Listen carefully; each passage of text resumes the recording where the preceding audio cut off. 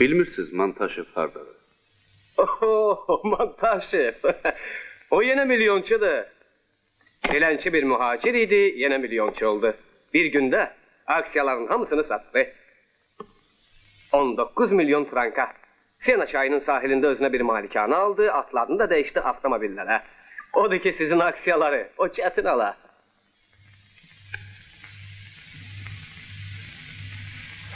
Maraqlıdır.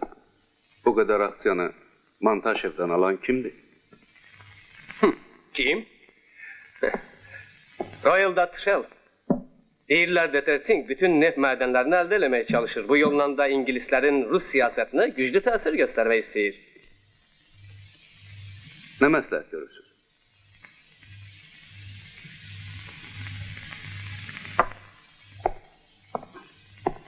Mənə bir şey düşəcək. Əlbəttə. 10%. 10 çoxdur. 3. 5. Yaxşı. Danışdıq. General Çermoyev yadınızdadır. Onun da neft madenleri vardı. Bakıda, Grozny'da. Yadımdadır. Bak o. İndi Paris'tedir. Aksiyalar alıp satmakla meşguldür. Ondan yaxşı müşteri çetin taparıq.